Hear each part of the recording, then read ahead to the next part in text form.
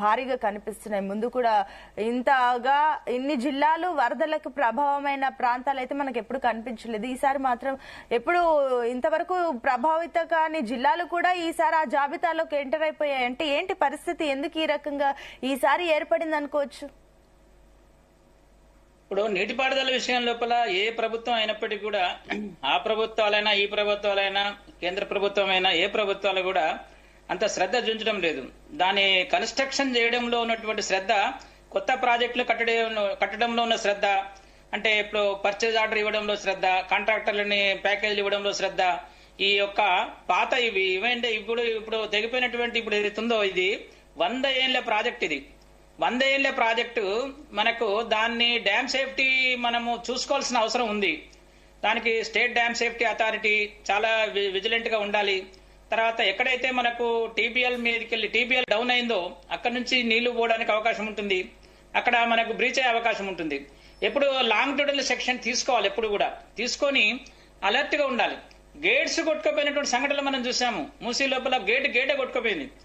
నేను అప్పుడు executive engineer కలిసినప్పుడు అడిగా, నేను ఏమయ్యా బాబు అంటే, ఇంకా ఉన్నాయి సార్ మిగతా కూడా అదే పరిస్థితి. అంటే మనకు శ్రద్ధ ఏదైతుందో ప్రాజెక్ట్ అయిపోయిన తర్వాత దాన్ని వాడుకునే శ్రద్ధ, దానికి రిపేర్ చేయించే శ్రద్ధ మనకు లేదు. కొత్త ప్రాజెక్టులు డిజైన్ చేసుకోవడము, ఇప్పుడు ఆ ప్రభుత్వమైనా ఈ ప్రభుత్వమైనా, ఇప్పుడు ఆ ప్రభుత్వం ఏమో కాళేశ్వరం పేరుతో నేషనల్ ప్రాజెక్ట్ ఇవ్వకున్నా, ఫండ్స్ లేకున్నా, అంటే పోలవరంకి ఇచ్చారు మాకు కూడా మరి ఇవ్వాలని కొట్లాడకుండా కాళేశ్వరం కార్పొరేషన్ పెట్టుకొని దానిలో లక్షల కోట్లు అప్పులు తీసుకొచ్చుకొని ఆ ప్రాజెక్టులు కట్టారు. అట్లనే ఇప్పుడు పోలవరం కూడా అదే, ఈవెన్ నేషనల్ ప్రాజెక్టు కట్టినప్పటికీ కూడా పోలవరం పరిస్థితి కూడా అదే, చిత్తశుద్ధి లేదు. రివర్స్ టెండర్స్ జరిగినాయి. రివర్స్ టెండర్స్ అనేటివి మనం ఎప్పుడు చూడం. అటువంటి పరిస్థితి. ఇవాళ గోదావరిలో 8 ప్రాజెక్టులు 100 ఏళ్లు దాటిన ప్రాజెక్టులు ఉన్నాయండి. ఇది మొదటిది కాదు. ఇప్పుడు పోచారము అనేది ఒకటే కాదు, దీని వెనుక 7 ప్రాజెక్టులు ఉన్నాయి. ఈ 7 ప్రాజెక్టుల పరిస్థితి కూడా తక్షణమే వెంటనే 100 ఏళ్ల కంటే తక్కువ ఉన్నాయి కూడా ఉన్నాయి కొన్ని. అంటే నేను గోదావరి సంగతి చెప్తున్నా. గోదావరి బేసిన్ లోపల ఈ మంజీరా లోపల ఈ పోచారం ఇప్పుడు డ్యామ్ అనేది ఉంది, పోచారం ప్రాజెక్టు. కాబట్టి వీటిని డ్యామ్ సేఫ్టీ వెంటనే హుటాహుటిగా, నాలాంటి వాళ్ళు నేను అంటే ఖాళీగా ఉన్నా, నేను టెక్నికల్ ఎక్స్పర్ట్ గా నేను అంటే డిబేట్లలో రావడం తప్ప ఈ యొక్క సైట్ మీద వాటిని మన యొక్క అనుభవాన్ని దాన్ని వాడడం గానీ అది జరగడం లేదు. అది నాకు అనిపిస్తుంటుంది. అంటే నాకు పిలుపు వస్తే నేను కూడా జాయిన్ అవుతాను dam safety.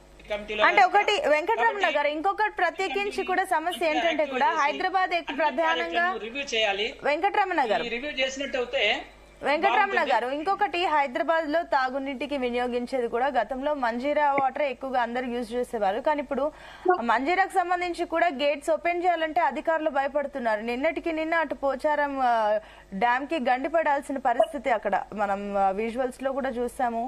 G Telugu news screen లో కూడా మేము టెలికాస్ట్ అయితే చేయడం జరిగింది. ఎందుకు ఈ పరిస్థితి, ఎందుకు గేట్లు ఓపెన్ చేయాలంటే కూడా అధికారులు ఎందుకు జంకుతున్నారు? ఒకటండి, గేట్లు కరెక్ట్ గా మెయింటెనెన్స్ ఉండాలి ప్రతి ప్రాజెక్టుకు.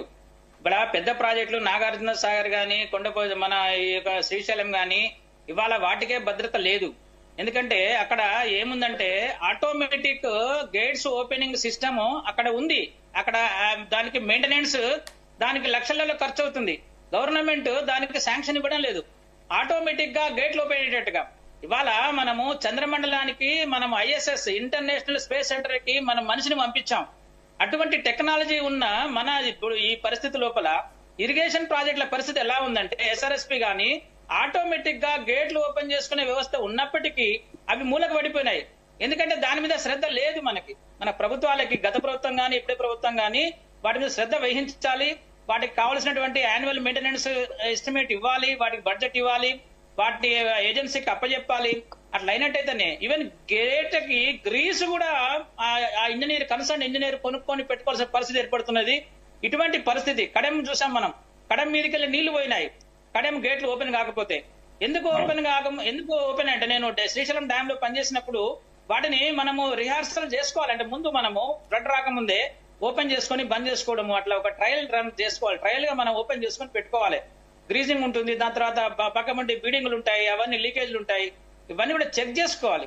ఇప్పుడు రివర్స్ లూస్ ఓపెన్ చేయడానికి మా సిఈ గారు చాలా ధైర్యం చేయాల్సి వచ్చింది. ఎందుకంటే రివర్స్ లూస్ ఓపెన్ చేస్తే మళ్ళీ దానికి బంద్ అవుతుందో లేదో అనే ప్రాబ్లం. అది ఎన్నో ఏళ్ల నుంచి ఓపెన్ చేయలేదు. అట్లా మనం అప్పుడప్పుడు దీన్ని సర్వీసింగ్ లాగా మనం గేట్స్ కూడా సర్వీసింగ్ చేసుకోవాలి. దానికి ఖర్చు కూడా గవర్నమెంట్ దానికి ఫస్ట్ ప్రిఫరెన్స్ ఇవ్వాలి, ప్రియారిటీ లోపల. దానికి ఇబ్బంది పెట్టకూడదు ఎంప్లాయీస్ ని. దాని వల్ల మన పెద్ద నష్టాలు అవుతాయి. గేట్లు ఆపరేషన్ కూడా మనము చాలా ఇంపార్టెంట్. అది ఒక ప్రాజెక్ట్ కట్టడంలో సరిపోదు. ప్రాజెక్ట్ కట్టిన తర్వాత నీళ్లు నింపినంత మాత్రం సరిపోదు.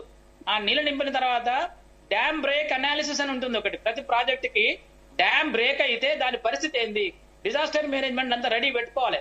అటువంటి పరిస్థితిలో మన ప్రాజెక్టులు ఉన్నాయి.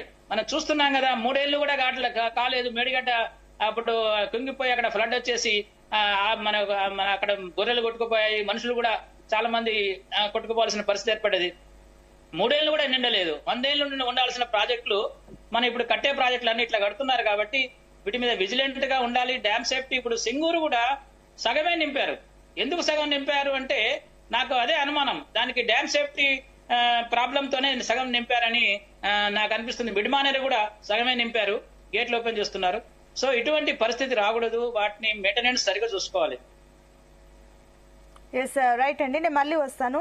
ఎస్ అదే విధంగా బీఆర్ఎస్ నుంచి దత్తాత్రేయ